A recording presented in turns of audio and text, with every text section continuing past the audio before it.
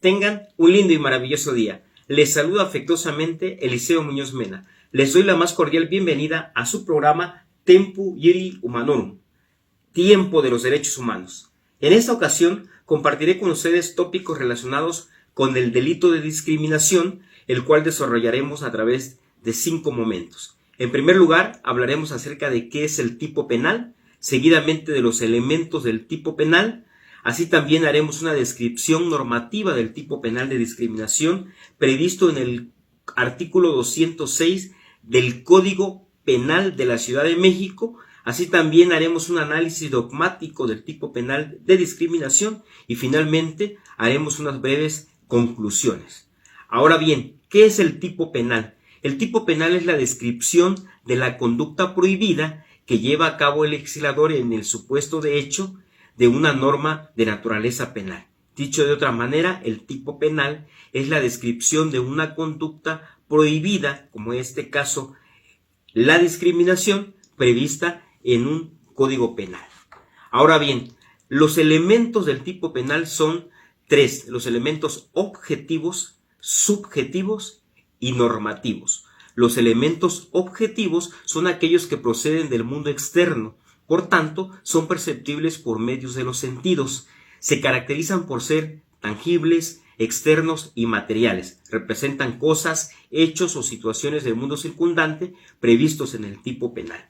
Los elementos subjetivos son especiales cualidades internas de naturaleza intelectual o intangible que exige el tipo penal al sujeto activo del delito y pertenecen al mundo psíquico del sujeto activo. Los elementos normativos son aquellos que se encuentran contenidos en la descripción típica y requieren de una valoración por quien aplica la ley. Ahora bien, ¿en qué consisten cada uno de estos elementos?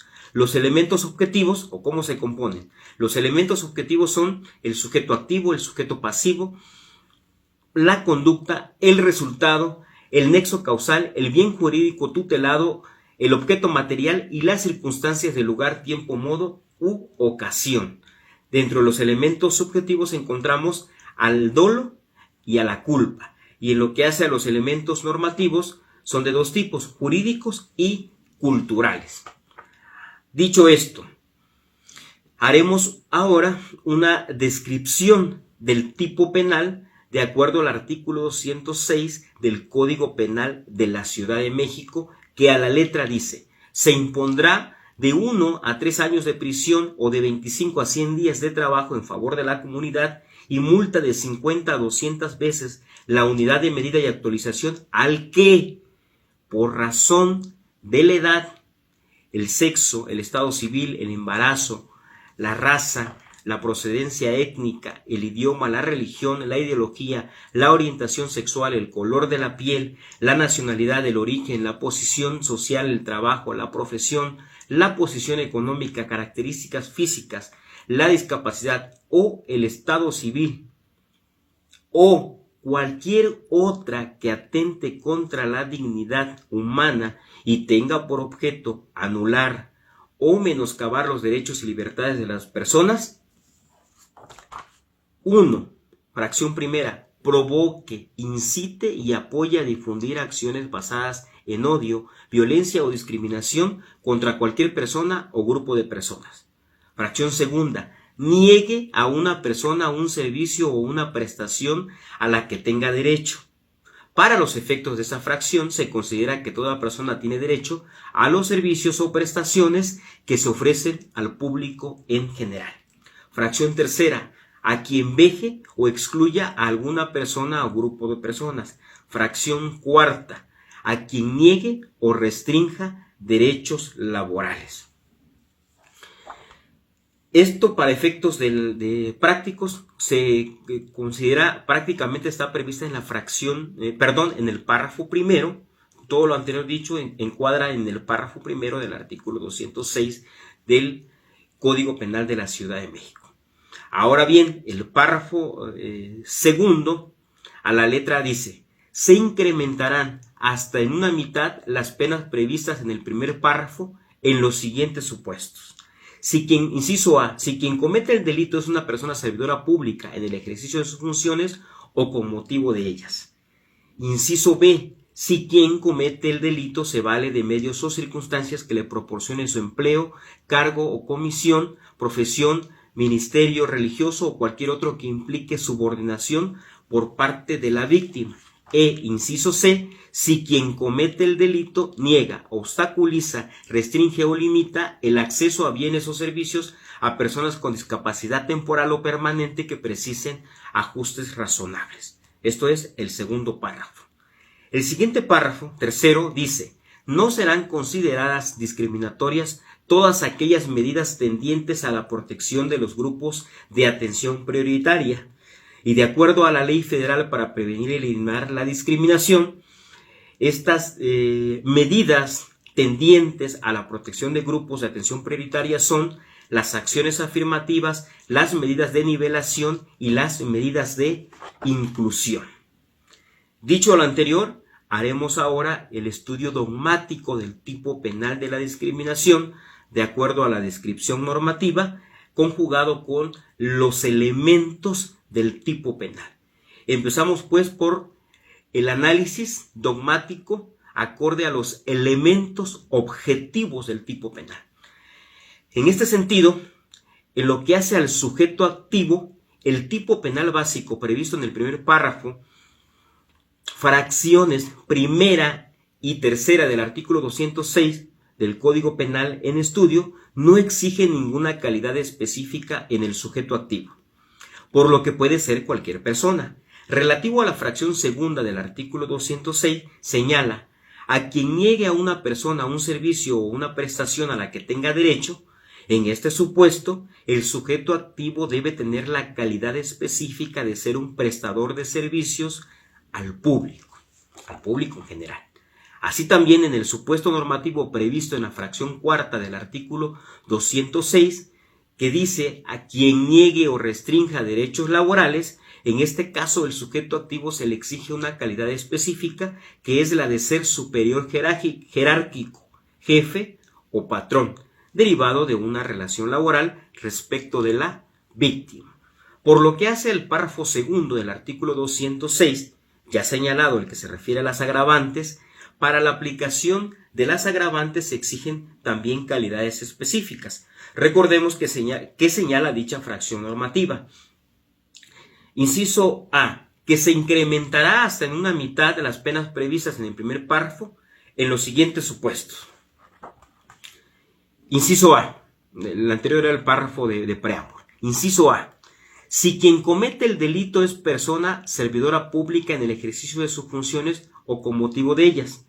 Aquí debe tratarse de una persona servidora pública en ejercicio de sus funciones o con motivo de ellas. Inciso B, si quien comete el delito se vale de medios o circunstancias que le proporcionen su empleo, cargo, comisión, profesión, ministerio religioso o cualquier otro que implique subordinación por parte de la víctima, aquí al sujeto activo debe tratarse de un empleado o empleada, profesionista, un ministerio religioso o cualquier otro que la víctima la considere como subordinada. Ahora bien, en el inciso C establece que si quien comete el delito niega, obstaculiza, restringe o limita el acceso a bienes o servicios a personas con discapacidad temporal o permanente que precisen ajustes razonables, en este supuesto del inciso C debe tratarse también el sujeto activo de una persona prestadora de bienes o servicios públicos. En lo que hace al sujeto pasivo, en los supuestos normativos previstos en el primer párrafo, fracciones primera, segunda y tercera, no se exige ninguna calidad específica en el sujeto pasivo. Por ende, el sujeto pasivo puede ser cualquier persona o cualquier grupo de personas. No obstante, en el supuesto previsto en la fracción cuarta, se requiere que el sujeto pasivo tenga un nivel de subordinación con el sujeto activo derivado de una relación laboral, como ya hemos expuesto. En el segundo párrafo del artículo 206 de este Código Penal, para la aplicación del agravante se requiere, de acorde al inciso B, que el sujeto pasivo tenga cierto nivel de subordinación con el sujeto activo en una relación donde el sujeto activo sea un empleado o empleada, una persona servidora pública, profesionista, ministerio religioso o cualquier otro.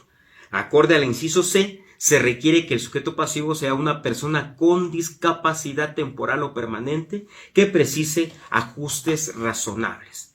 En lo que hace al elemento objetivo relacionado con la conducta, esta la vamos a identificar con el verbo rector del tipo penal, acorde al párrafo primero del artículo 206. Es decir, cuando hablamos de la conducta como un elemento objetivo del tipo penal de discriminación, nos vamos a ajustar a aquellos verbos rectores previstos en las fracciones primera, segunda, tercera y cuarta del párrafo primero del artículo 206 del Código Penal de la Ciudad de México.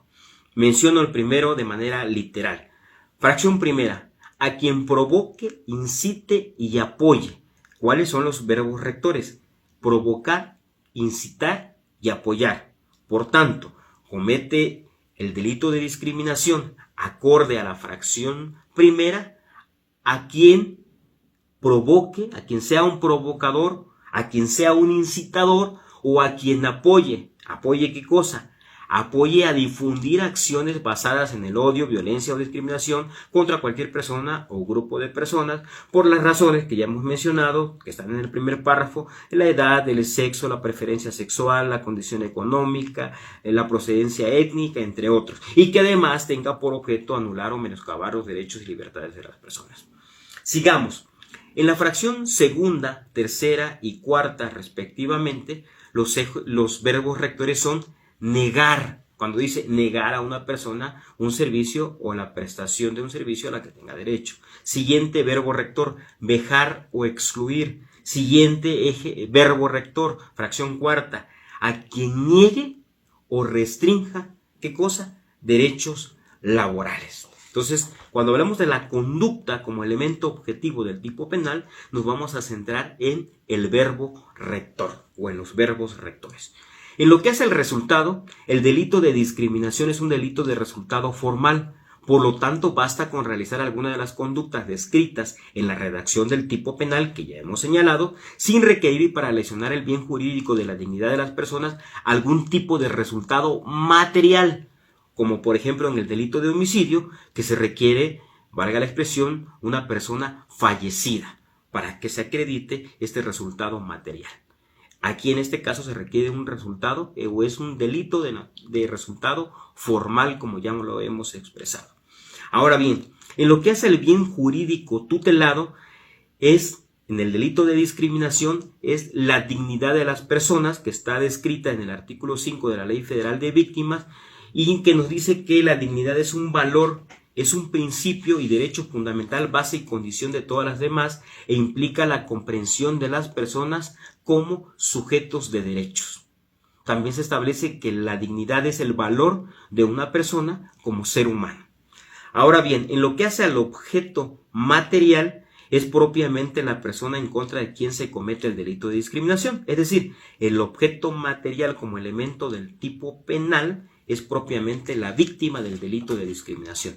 En lo que hace a las circunstancias, como elemento objetivo, la fracción primera del precepto en estudio prevé una circunstancia de modo que consiste en que la provocación, la incitación o apoyo para difundir ciertas acciones deben estar basadas en el odio, la violencia o discriminación en contra de cualquier persona o grupo de personas. Entonces, se requiere acreditar estas circunstancias de modo, ¿cuáles?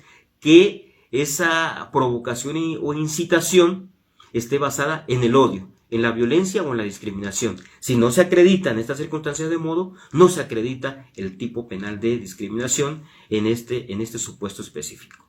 Ahora bien, en la descripción típica del párrafo segundo, inciso B, para la agravante de la pena debe acreditarse la circunstancia de modo consistente en la utilización de los medios o las circunstancias que le proporcionen su empleo, cargo o comisión, profesión o ministerio religioso. ¿A quién? Al sujeto activo del delito.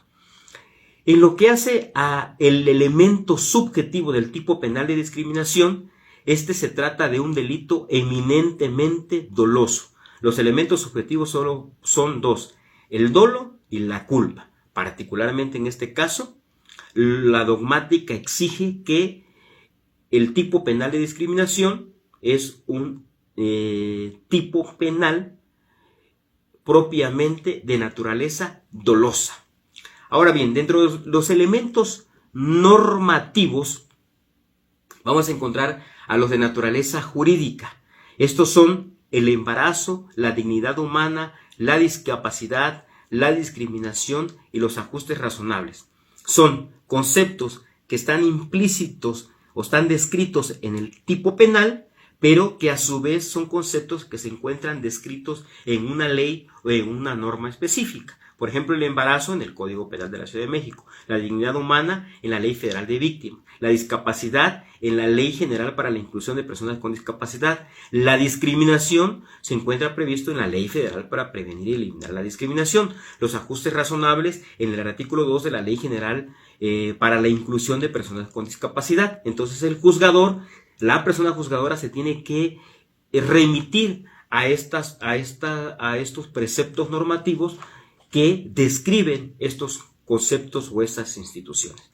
En lo que hace a los elementos de naturaleza cultural, se encuentran previstos en el primer párrafo del artículo 206 en estudio. Estos son la edad, el sexo, el estado civil, la raza, la procedencia étnica, el idioma, la religión, la ideología, entre otros, que no se encuentran descritos propiamente en una norma, en una ley, pero obedecen a un contexto cultural.